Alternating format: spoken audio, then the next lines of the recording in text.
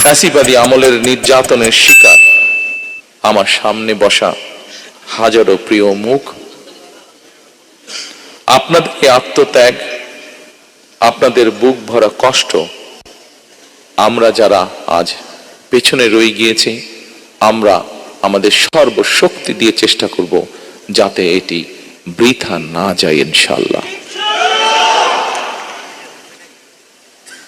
ফ্যাসিবাদ বিরোধী আন্দোলনে যারা গুম হয়েছেন, যারা শহীদ হয়েছেন, তাদের প্রতি আগামী দিনের গণতান্ত্রিক যে রাষ্ট্রের আকাঙ্ক্ষা আমরা দেখছি, সেই গণতান্ত্রিক রাষ্ট্র এবং সরকারের অবশ্যই অনেক অনেক দায় এবং দায়িত্ব রয়েছে। রাষ্ট্র কখনোই আপনাদেরকে ভুলে যেতে পারে না।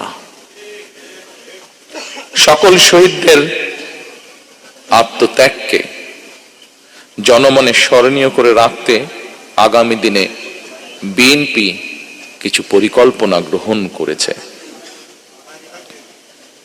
যদিও নির্বাচন কমিশনের বাধ্যবাধকতার কারণে এই মুহূর্তে আমি হয়তো বিস্তারিতভাবে সেই পরিকল্পনা আজকের এই অনুষ্ঠানে তুলে ধরতে পারছি না, কিন্তু তারপরে বলতে যদিও কষ্ট হচ্ছে যে আমরা দেখেছি নির্বাচনের কমিশনের রিসেন্টলি কিছু বিতর্কিত ভূমিকা বা বিতর্কিত অবস্থান। তারপরেও রাজনৈতিক একটি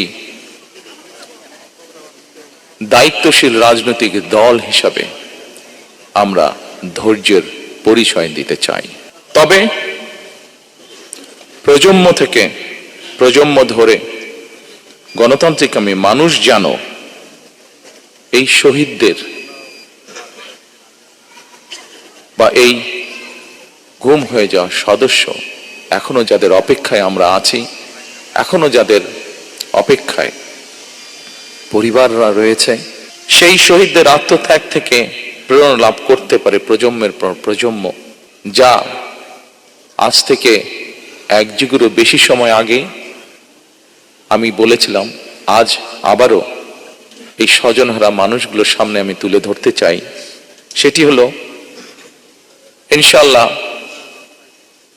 আমাদের দল বাংলাদেশের মানুষের সমর্থন নিয়ে রাষ্ট্র গঠনে, সরকার গঠনে সক্ষম হলে পরে আমরা এই শহীদ পরিবারদের নামে রাষ্ট্রের, দেশের গুরুত্বপূর্ণ সড়ক কিংবা রাষ্ট্রের বিভিন্ন গুরুত্বপূর্ণ সরকারি বেসরকারি স্থাপনার নামকরণ করব,